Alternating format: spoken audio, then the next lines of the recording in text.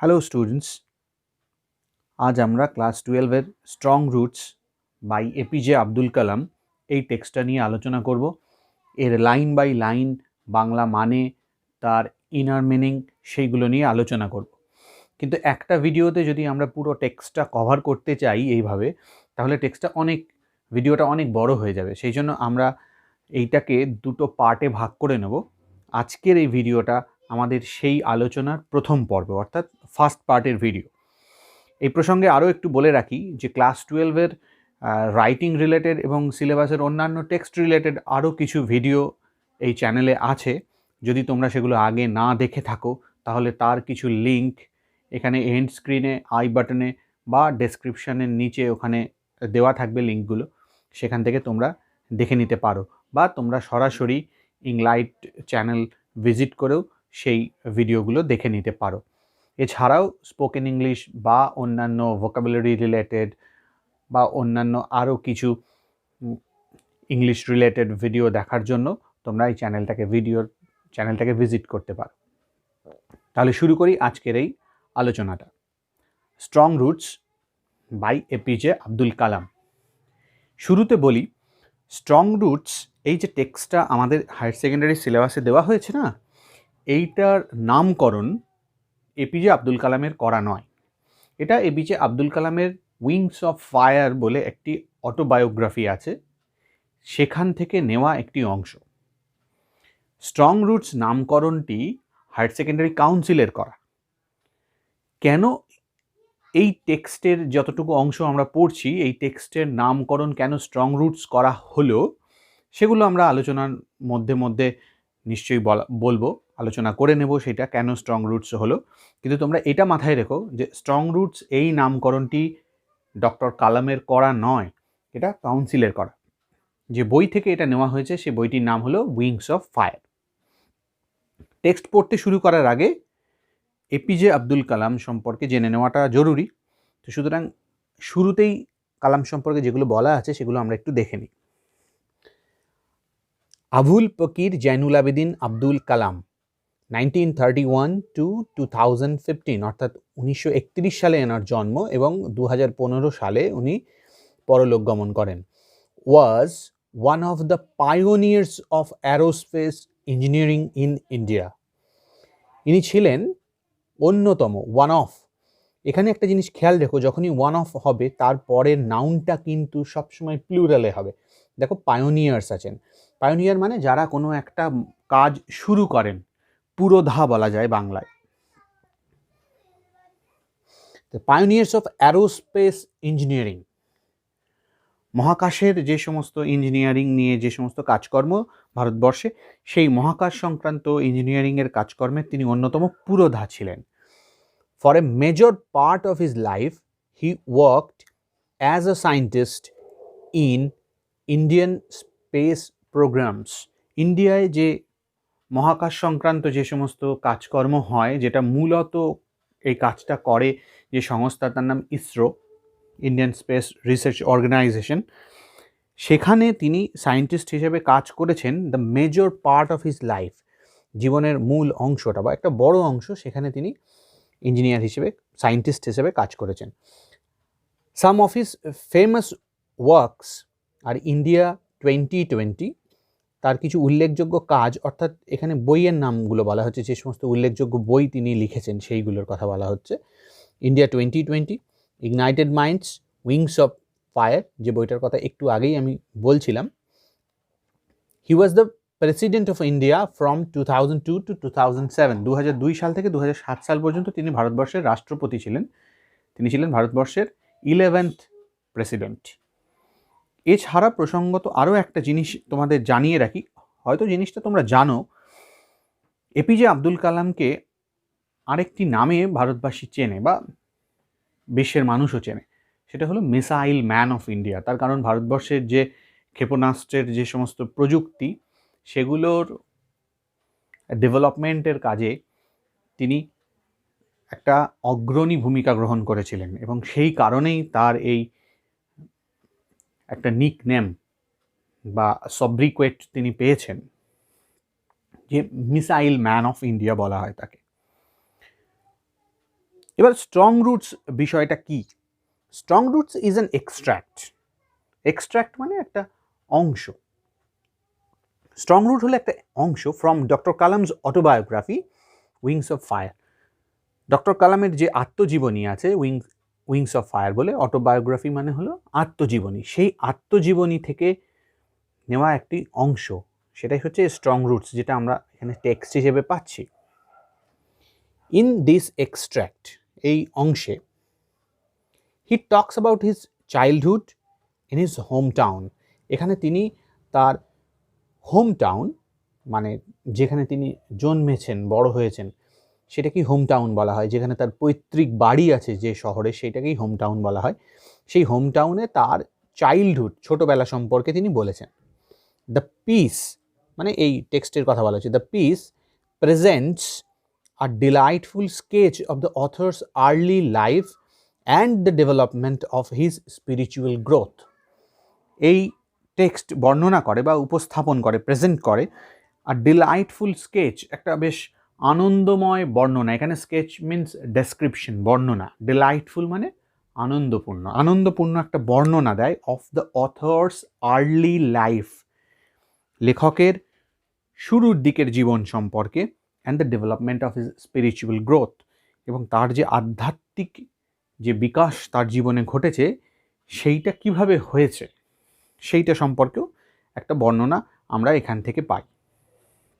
তাহলে strong roots নামটা কেন হলো সেটা পাওয়ার পিছনে কিন্তু আমরা একটা ক্লু এখানে পেলাম, যে কারণ তিনি এখানে তার জীবন সম্পর্কে, মানে শুরুর দিকের জীবন সম্পর্কে, তার পরিবার সম্পর্কে, তার হোম টাউন সম্পর্কে, কিভাবে তিনি তার স্পিরিচুয়াল গ্রোথ হয়েছে সেইগুলো সম্পর্কে তিনি বলেছেন, মানে তার শিকড় সম্পর্কে তিনি বলেছেন। এবং সেই শিকড়টা অবশ্যই খুব স্ট্রং, অবশ্যই স্ট্রং না হলে তিনি এই রকম একজন মহান বিজ্ঞানী এবং মহান মানুষ, যার দ্বারা ভারতবর্ষের বহু যুবক যুবতী থেকে বয়স্ক মানুষ ভীষণভাবে ইন্সপায়ার্ড হন, সেরকম একজন মানুষে পরিণত হতে পারতেন না। নিজে ভীষণ ইন্সপায়ার্ড না থাকলে তিনি কখনোই এত সংখ্যক মানুষকে ইন্সপায়ার করতে পারতেন না। I was born into a middle class Tamil family in the island town of Rameshwaram in the erstwhile Madras state. I was born মানে আমি জন্মেছিলাম into a middle class Tamil family, একটা মধ্যবিত্ত তামিল পরিবারে, in the island town of Rameshwaram, Rameswaram বলে একটি দ্বীপ শহর, সেখানে, যেটা ছিল in the erstwhile Madras state, মানে এখন যেটাকে আমরা তামিলনাড়ু বলে জানি, সেটার আগে নাম ছিল, ব্রিটিশ পিরিয়ডে সেটার নাম ছিল ম্যাড্রাস। পুরো স্টেটটার, রাজ্যটার নামই ছিল ম্যাড্রাস। সেইখানে রামেশ্বরম বলে যে শহরটি, একটি দ্বীপ শহর, সেখানে তিনি একটি মধ্যবিত্ত তামিল পরিবারে জন্মেছিলেন। My father Jainul Abdin had neither much formal education nor much wealth. Despite these disadvantages, he possessed great innate wisdom and a true generosity of spirit. My father, Jainul Abidin, মানে জাইনুল আবেদিন হলেন ডক্টর কালামের বাবা, had neither much formal education, তার না ছিল প্রথাগত বেশি শিক্ষা, neither much formal education, formal education মানে প্রথাগত শিক্ষা, মানে স্কুল কলেজে যে শিক্ষা সকলকে শেখানো হয় সেটা হলো ফর্মাল এডুকেশন, সেটা তার বেশি ছিল না। নর মাচ ওয়েলথ, তিনি খুব বেশি ধনসম্পদের অধিকারীও ছিলেন না। ডেসপাইট দিস ডিসঅ্যাডভান্টেজেস, ডেসপাইট মানে হলো সত্ত্বেও, ডেসপাইট দিস ডিসঅ্যাডভান্টেজেস, ডিসঅ্যাডভান্টেজ মানে অসুবিধা, এই সমস্ত অসুবিধা সত্ত্বেও, হি পজেসড, পজেস মানে অধিকারী হওয়া, হি পজেসড মানে তিনি অধিকারী ছিলেন। কিসের অধিকারী ছিলেন? Great innate wisdom and true generosity of spirit. Innate এই কথাটির মানে হচ্ছে জন্মগত, এমন কিছু যেটা কোনো একজন মানুষ জন্মে থেকেই তার সঙ্গে আছে। এই ইননেট উইজডম মানে তার যে জ্ঞান, সেই মানে জাইনুল আবেদিনের যে জ্ঞান, সেই জ্ঞানটিকে কালাম বলছেন, ডক্টর কালাম বলছেন যে এটা হচ্ছে ইননেট উইজডম বাবার, মানে তিনি জন্মগত এই জ্ঞানের অধিকারী ছিলেন। আর তার ছিল true generosity of spirit, true means প্রকৃত, রিয়েল। জেনারসিটি এর মানে হচ্ছে দয়ার ভাব। কাইন্ডনেস অফ স্পিরিট মানে তার মনের ভিতরে, তার আত্মায় একটা দয়ার ভাব ছিল, মানে তিনি ছিলেন একজন প্রকৃত পক্ষেই দয়ালু মানুষ, এবং তিনি কিছু জন্মগত জ্ঞানেরও অধিকারী ছিলেন। এবং সেই যে জন্মগত জ্ঞান সেটাকে কালাম বলছেন গ্রেট, মানে অনেক, এবং সেটা মহান। He had an ideal helpmate in my mother, Ashiamma. তার একজন আদর্শ, আইডিয়াল হেল্পমেট, সহযোগী ছিলেন, সে হলো আমার মা, মাই মাদার, তার নাম হলো আশি আম্মা। I do not recall the exact number of people she fed every day, but I am quite certain that far more outsiders ate with us than all members of our own family put together. I do not recall মানে মনে করা, I do not recall আমি মনে করতে পারি না, the exact number, exact মানে ঠিক ঠিক, the exact number সঠিক সংখ্যাটা আমি মনে করতে পারি না, of people লোকজনের, she fed every day। এই যে fed, fed, fed, এটি একটি past form, FEED, feed, feed মানে খাওয়ানো, তার পাস্ট ফর্ম হচ্ছে fade. she fed every day, তিনি প্রত্যেক দিন খাওয়াতেন। কাদের খাওয়াতেন?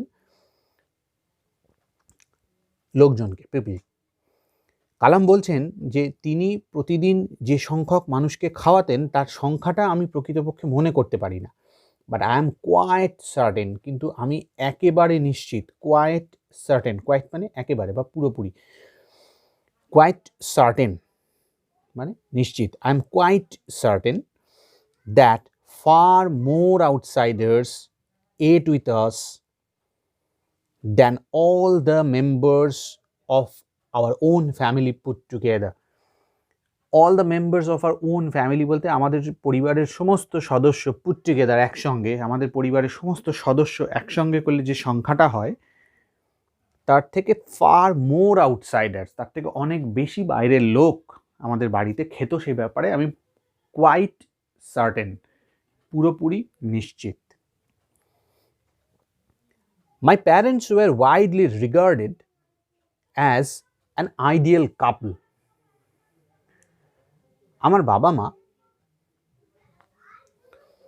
ওয়াইডলি মানে বিস্তৃতভাবে, মানে বহু মানুষের মধ্যে, রিগার্ডেড হতেন মানে কনসিডার করতো সবাই, মানে সবাই বিবেচনা করতো বাবা মাকে অ্যাজ অ্যান আইডিয়াল কাপল, একজন আদর্শ দম্পতি হিসাবে আমার বাবা মাকে সবাই চিনত, জানতো বা তারা পরিচিত ছিলেন। My mother's lineage was the more distinguished, one of her forebearers having been bestowed the title of Bahadur by the British. আমার মায়ের যে লিনিয়েজ, মায়ের যে পূর্বপুরুষ, তারা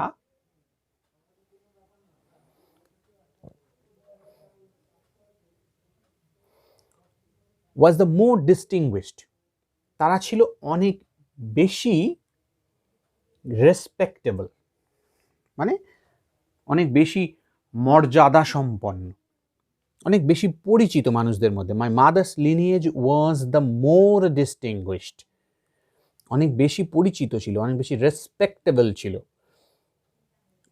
কার তুলনায়? বাবার বাড়ির তুলনায়, কিন্তু সেটা এখানে বলা নেই, ওটা উজ্জ্ব আছে, আন্ডারস্টুড আর কি, কিন্তু বুঝে নিতে হচ্ছে ওটা applied. One of our four bearers, এই ওয়ান অফ থাকলে বললাম না তারপরে নাউনটা সবসময় প্লুরালে হয়, দেখো এখানে ফোর বিয়ারার্স হয়েছে। One of our four bearers, তার যে সমস্ত পূর্বপুরুষ আছে তাদের মধ্যে একজন, হ্যাভিং বিন বেস্টাউড, বেস্টাউড মানে দেওয়া, অ্যাওয়ার্ডেড, তাদের একজনকে পুরস্কৃত করা হয়েছিল দ্য টাইটেল অফ বাহাদুর, বাহাদুর উপাধি দান করেছিল বাই দ্য ব্রিটিশ। ব্রিটিশরা তা মায়ের পূর্বপুরুষদের মধ্যে একজনকে বাহাদুর উপাধি দান করেছিল। সুতরাং মায়ের যে লিনিয়েজ, মায়ের যে অ্যানসেস্ট্রি, মায়ের যে বংশধারা বা পূর্বপুরুষ, তারা অনেক বেশি রেসপেক্টেবল ছিল বাবার পূর্বপুরুষদের তুলনায়। I was one of many children A short boy with rather undistinguished looks, born to tall and handsome parents. I was one of many children. আমি ছিলাম অনেকগুলি সন্তানদের মধ্যে একজন। A short boy, এবার নিজের সম্পর্কে উনি বলছেন, a short boy, বেটেখাটো চেহারার একটি ছেলে, with rather, বরঞ্চ, rather মানে বরঞ্চ, undistinguished looks, যার চেহারার মধ্যে মানে লুকসের মধ্যে, অ্যাপিয়ারেন্সের মধ্যে সেই রকম কিছু বলার মতো কিছু নেই। আনডিস্টিংগুইশড মানে খুব সাদা মাটা, nothing extraordinary. Undistinguished looks, very ordinary অ্যাপিয়ারেন্সের ছিলাম আমি, একটা ছোটোখাটো চেহারার একটি ছেলে। Born to tall and handsome parents, কিন্তু বাবা মা, প্যারেন্টস বলতে বাবা মা ছিলেন টল, লম্বা এবং হ্যান্ডসাম, এবং তারা ছিলেন সুন্দর, সুন্দর চেহারার এবং সুন্দর অ্যাপিয়ারেন্সের তুলনামূলকভাবে। We lived in our ancestral house, which was built in the middle of 19th century. We lived, আমরা বাস করতাম, in our ancestral house, আমাদের পৈতৃক, ancestral মানে পৈতৃক, in our ancestral house, পৈতৃক বাড়িতে, যে বাড়িটা which was built, যেটা বানানো হয়েছিল in the middle of the 19th century, ঊনবিংশ শতাব্দীর মাঝামাঝি সময়ে যেটাকে বানানো হয়েছিল। It was a fairly large পাক্কা house, এটা ছিল fairly large, বেশ বড় সড়ো পাকা বাড়ি। পাক্কা বলতে পাকা মানে ইট দিয়ে বানানো বাড়ি, মানে যাকে দালান কোঠা বলা হয়। Made of limestone and brick, যেটা চুনা পাথর এবং ইট দিয়ে তৈরি হয়েছিল। On the mosque street in Rameswaram, এবং কোথায় অবস্থিত ছিল? অবস্থিত ছিল রামেশ্বরমের মস্ক স্ট্রিট বলে যে রাস্তাটি, সেই রাস্তার ওপর। My austere father used to avoid all inessential comforts and luxuries. আমার বাবা ছিলেন খুব অস্টিয়ার। অস্টিয়ার শব্দটির মানে হচ্ছে যিনি খুব সংযমী। My austere father used to avoid, used to, এটা অতীতকালের কোনো অভ্যাস বোঝানোর জন্য ব্যবহার করা হয়। তিনি অভ্যস্ত ছিলেন, কিসে অভ্যস্ত ছিলেন? টু অ্যাভয়েড, এড়িয়ে যেতে বা বর্জন করতে। কি? All inessential comforts and luxuries. Inessential মানে অপ্রয়োজনীয়, অপ্রয়োজনীয় আরাম এবং লাক্সারি, লাক্সারি মানে ওই বড়লোকিপনা, সেই সমস্ত আরাম আয়াস বড়লোকিপনা এগুলোকে তিনি এড়িয়ে যেতেন। লাক্সারিকে তোমরা বিলাসিতাও বলতে পারো, মানে সমস্ত রকম আরাম আয়াস বিলাসিতা সেগুলোকে তিনি ইনএসেনশিয়াল মনে করতেন, অপ্রয়োজনীয় মনে করতেন, এবং সেগুলো তিনি use to avoid all these things. However, all necessities were provided for in terms of food, medicine or clothing. However, কথাটির মানে হলো যাই হোক। However, all necessities, সমস্ত প্রয়োজনীয় জিনিস, all necessities, সেটা কি? were provided for, সেগুলোর যোগান দেওয়া হতো। Provide মানে যোগান দেওয়া, were provided for, যোগানো হতো। In terms of food, সেই প্রয়োজনীয় জিনিসগুলো কি? ইন টার্মস অফ ফুড, খাবারের দিক দিয়ে যেগুলো প্রয়োজন সেগুলো, মেডিসিন, ওষুধপত্রের জন্য যা প্রয়োজন সেগুলো, অ্যান্ড ক্লোদিং, এবং জামা কাপড়ের জন্য যা প্রয়োজন সেগুলো, সেগুলো সমস্ত কিছুর যোগান উনি দিতেন। ইনফ্যাক্ট মানে বস্তুত বা বলা চলে, I would say mine was a very secure childhood, materially and emotionally. Mine was মানে আমার ছিল, was a very secure childhood, খুব একটি সিকিউর মানে সেফ, নিরাপদ শৈশব। কেন নিরাপদ উনি বলছেন? তার কারণটা উনি পরে বলেছেন। Materially and emotionally. ম্যাটেরিয়ালি মানে জিনিসপত্রের দিক থেকে, মানে বস্তুগতভাবে, মানে যে যে জিনিসগুলো বস্তু হিসেবে, যে জিনিসগুলো শৈশবে একটা মানুষের দরকার হয়, খাওয়া দাওয়া, ওষুধপত্র, জামা কাপড়, সেই সমস্ত জিনিসগুলোর সমস্ত কিছুর যোগান তিনি পেতেন। অ্যান্ড ইমোশনালি, এবং মানসিকভাবে বা আবেগের দিক থেকে। আবেগের দিক থেকে মানে তিনি অন্যান্য বাবা মায়ের কাছ থেকে বা বাড়ির অন্যান্য বড়দের কাছ থেকে একজন শিশু বা একটা ছোট কোনো বাড়ির কোনো একজন সদস্য সে বাড়ির বড়দের কাছ থেকে যে রকম স্নেহ ভালোবাসা এক্সপেক্ট করে বা পাওয়া তার উচিত, সেগুলো তিনি সবটাই পেতেন। সুতরাং তার চাইল্ডহুড, শৈশবটা ইমোশনালিও সিকিওর ছিল, আবেগের দিক থেকে ভালোবাসা স্নেহ এগুলো পেয়েও সিকিওর ছিল, সেফ ছিল, এবং ম্যাটেরিয়ালি মানে যে জিনিসপত্রগুলো, যে বস্তু জিনিস, খাওয়া দাওয়া, ওষুধপত্র, জামা কাপড় যেগুলো দরকার ছিল সেগুলোও তিনি পর্যাপ্ত পরিমাণে পেতেন। সুতরাং both emotionally and materially his childhood was a secured childhood.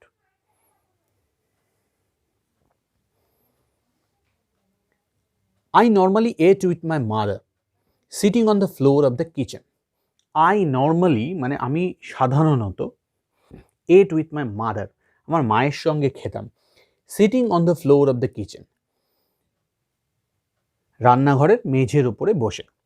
She would place a banana leaf before me, on which she then ladled rice and aromatic sambar, a variety of sharp homemade pickle, and a dollop of fresh coconut chutney.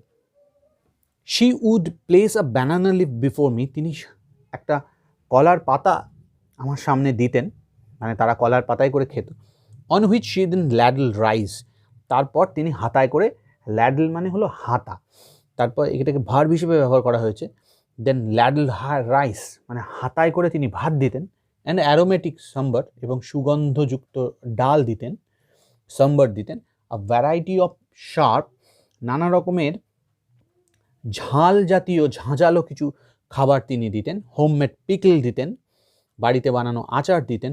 And a ডলপ of, ডলপ মানে some amount of, খানিকটা পরিমাণ fresh coconut চাটনি দিতেন, নারকেলের চাটনি তিনি দিতেন। তাহলে এইটা ছিল তাদের মেনু। আজকের এই ভিডিও লেসনটিতে আমরা এতটা পর্যন্তই আলোচনা করলাম, লাইন বাই লাইন মানে বোঝার চেষ্টা করলাম। এর পরের ভিডিওগুলোতে আমরা বাকি পার্টটা টেক্সটের লাইন বাই লাইন আলোচনা করব, বোঝার চেষ্টা করব। কারণ স্ট্রং রুটস এই যে টেক্সটটা, এই টেক্সটটা থেকে অনেক প্রশ্ন হয়। এছাড়া তোমাদের তো এবছর সিলেবাসে একটু কাটছাট হয়েছে, সুতরাং তোমাদের কাছে চয়েসটাও অনেক কমে যাবে প্রশ্নের ক্ষেত্রে। সুতরাং স্ট্রং রুটসটা ভালো করেই তৈরি করতে হবে। আশা করি যেটা বললাম তোমরা বুঝতে পেরেছো। যদি ভিডিওটা ভালো লাগে অবশ্যই একটা লাইক দিও। তোমরা যারা নতুন আছো এই চ্যানেলে তারা অবশ্যই, যারা আগে সাবস্ক্রাইব করোনি আর কি, তারা অবশ্যই চ্যানেলটা সাবস্ক্রাইব করো। আর যারা আগে থেকে সাবস্ক্রাইব করে রেখেছো তাদের অজস্র ধন্যবাদ। Bye bye.